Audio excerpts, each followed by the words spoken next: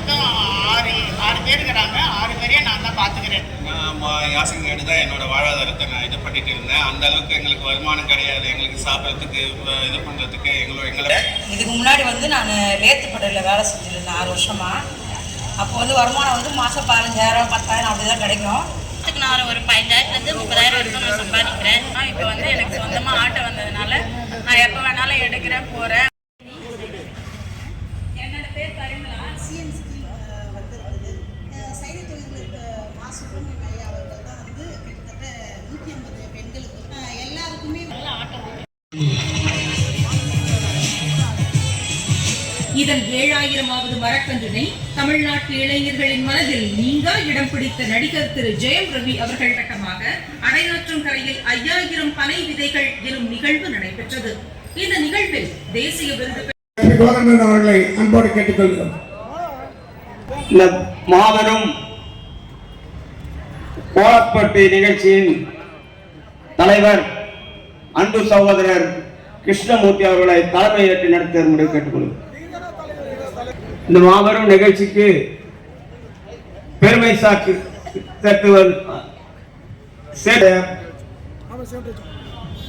அமைச்சரும் அவர்களே, பொதுக்குழு உறுப்பினர்கள் அன்பு சகோதரர் அன்பரசன் அவர்களே, களக்காடி எல்லப்பன் அவர்களே, மின்னல் கந்தப்பன் அவர்களே மற்றும் பகுதி நிகழ்ச்சியிலே கலந்து கொண்டு இறுதியிலே உங்களிடத்திலே சிறப்புரையாற்றி கடந்து கொண்ட உங்களுக்கெல்லாம் பரிசு வழங்க இருக்கிற மாண்புமிகு அமைச்சர், மக்கள் தொண்டன், மாரத்தான் வீரர், சைதாப்பேட்டை தொகுதியை ஒரு தன்னிறைவு பெற்ற தொகுதியாக மாற்றி காட்டியிருக்கிற மனித பொதுக்குழு உறுப்பினர்கள் அதன் தைரியமா அன்பரசன் அவர்களே, களக்காடி எல்லப்பன் அவர்களே, மின்னல் கந்தப்பன் அவர்களே, மாவட்ட கழகத்துறை துணை செயலாளர் வாசிக்கு பாண்டியன் அவர்களே, தகவல் தொழில்நுட்ப மாநில நிலை வட்டக்கழகத்துறை செயலாளர் பகுதி துணை செயலாளர் ரமேஷ் அவர்களே, வட்டக்கழகத்துறை செயலாளர் அட்கோ கமல்நாதன் அவர்களே, தமிழரசு அவர்களே, நாகா அவர்களே, சிறுபான்மை துணை தமீம் அன்சாரி அவர்களே, மாவட்ட இலக்கிய துணைத் தலைவர் AS பழனி அவர்களே, மாணவர் அணியைச் சேர்ந்த ராஜ்குமார் அவர்களே, நிகழ்ச்சியில் பங்கெடுத்து பெருமைப்படுத்தியிருக்கிற மரியாதைக்குரிய கழக நிர்வாகிகளே,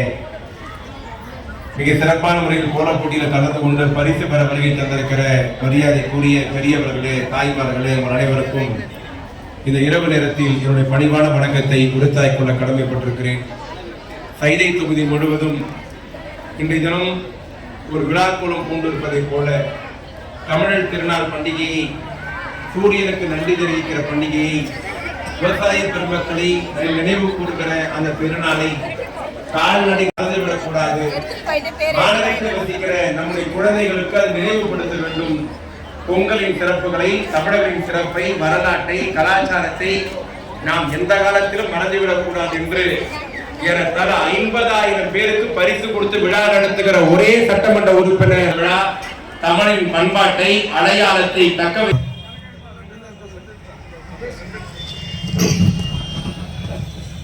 நான் அவர்களுக்கு வாழ்த்து சொல்வதற்குமான ஒரு வாய்ப்பாகத்தான் இந்த நிகழ்ச்சியை நான் பயன்படுத்த. நன்றி, வணக்கம். நம்முடைய தலைவர்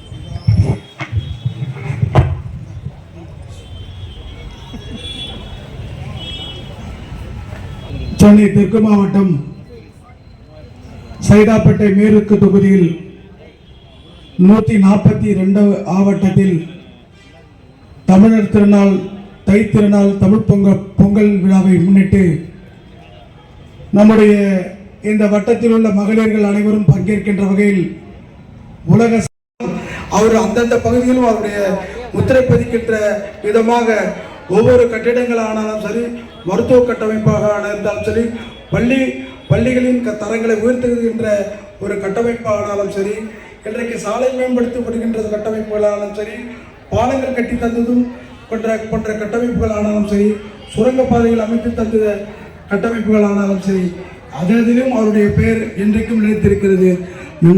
வருகின்ற காலமும் அவருடைய பெயர் நிலைத்திருக்க நம்முடைய தொகுதி மக்கள் என்றைக்கும் அவருக்கு உறுதுணையாக இருக்க வேண்டும் சொல்லி நம்முடைய தமிழர் திருநாள் பொங்கல் நல்வாழ்த்தை கூறி விடைபெறும். நன்றி, வணக்கம்.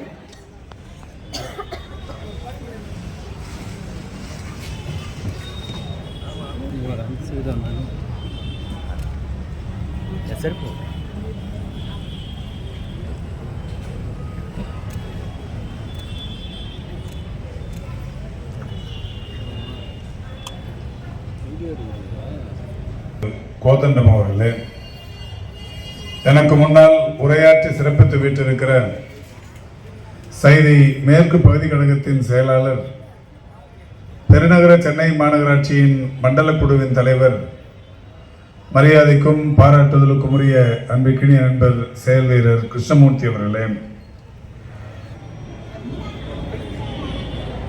தலைமை கழகத்தின் பொதுக்குழு உறுப்பினர் அன்பிற்கினிய நண்பர் மின்னல் கந்தப்பன் அவர்களே, நிகழ்ச்சியில் பங்கேற்று சிறப்பித்துக் கொண்டிருக்கின்ற சமூக வலைதள அமைப்பின் மாநில பொறுப்பாளர்களில் ஒருவரான அன்பிற்கினிய சகோதரி ரத்னா லோகேஸ்வரன் அவர்களே, அன்பிற்கினிய நண்பர் சைதை சாதிக் அவர்களே, மாவட்ட தகவல் தொழில்நுட்ப அணியின் அமைப்பாளர் மரியாதைக்குரிய மணிகண்டன் நாடிமுத்து அவர்களே, மாவட்ட இளைஞர் அணியின் துணை அமைப்பாளர் மரியாதைக்குரிய கிருஷ்ணகுமார் அவர்களே, நிகழ்ச்சியில் பங்கேற்று சிறப்பித்துக் கொண்டிருக்கின்ற சைதை மேற்கு பகுதி கழகத்தின் சிறப்புக்குரிய வட்ட செயலாளர்கள், அன்பிற்கினிய 3 நாளும் இங்கிலீஷ்ல ஹாட்ரிக்னுவாங்க.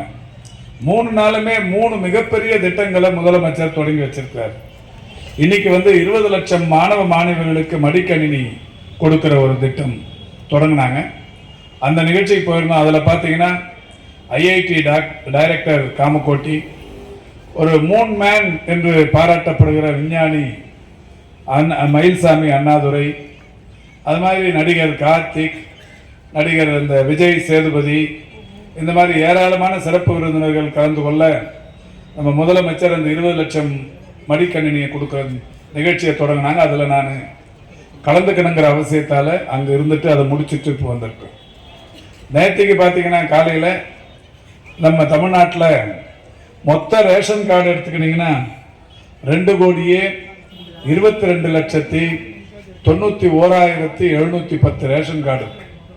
2,22,91,710 ரேஷன் கார்டுக்கும் பொங்கலுக்கு தலா 3000 ரூபாய் கொடுக்கிற ஒரு அரசாணையை நேற்றைக்கு மாண்புமிகு முதல்வர் அவர்கள் தொடங்கி வைத்தார்.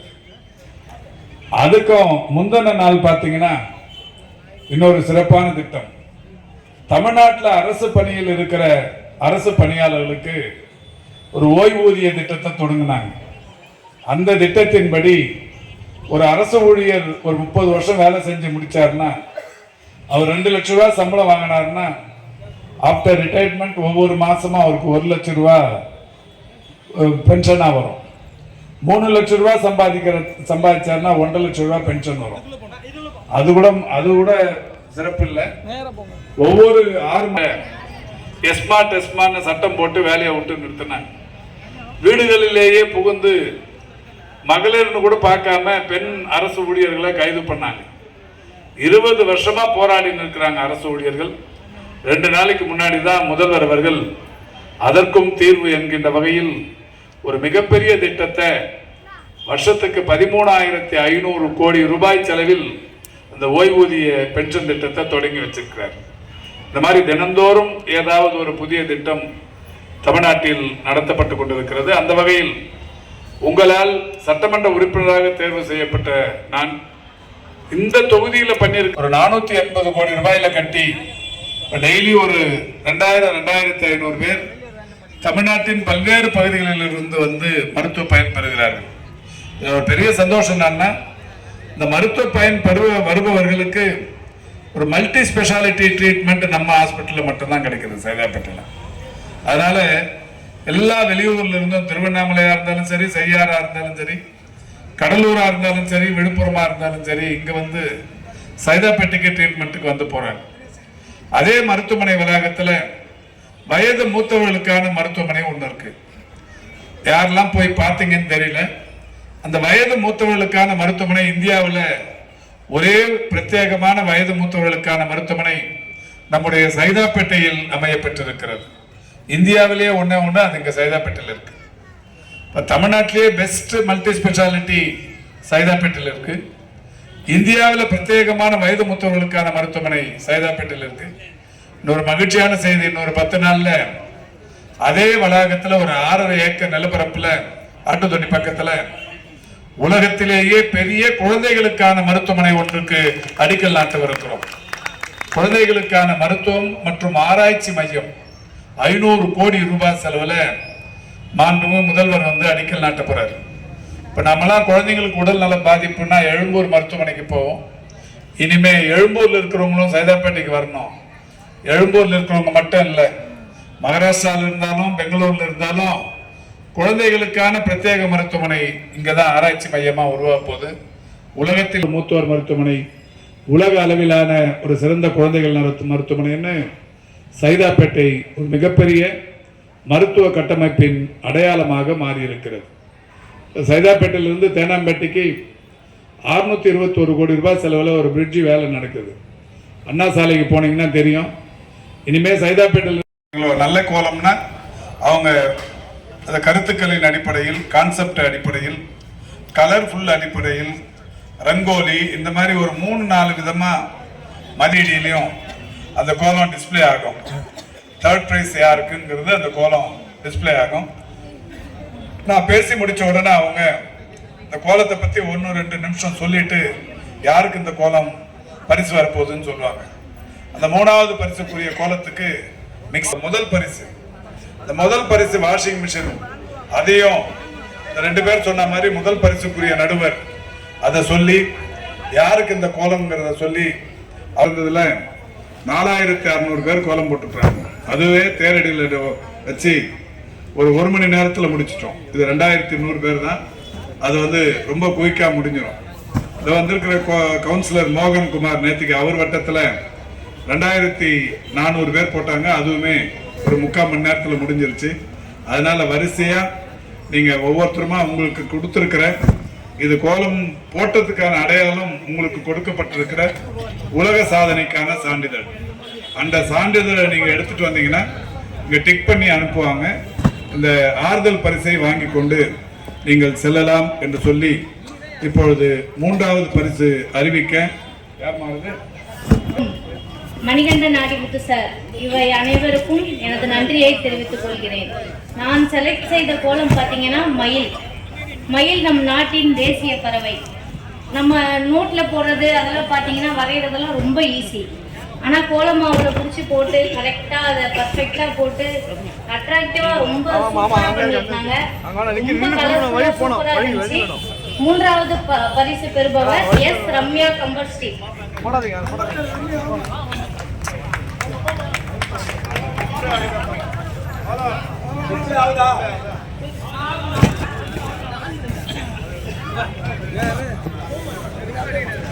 கொஞ்சம் தலைவர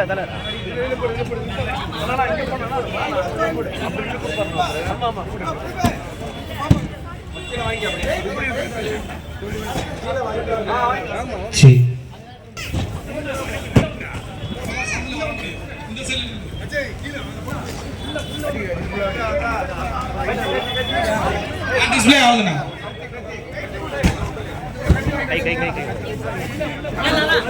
கை உள்ள போகாதீங்க, கை உள்ள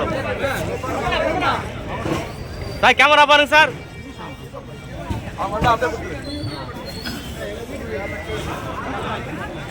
பறை இசை, பொய்க்கால் குதிரை, பரதநாட்டிய கலைஞர் இது எல்லாருமே ஓவியமா கோலத்துல போட்டிருந்தாங்க. மிக அழகான கோலம். பரிசை பெறுபவர் சரடா இளைய அழகர். டிஸ்பிளே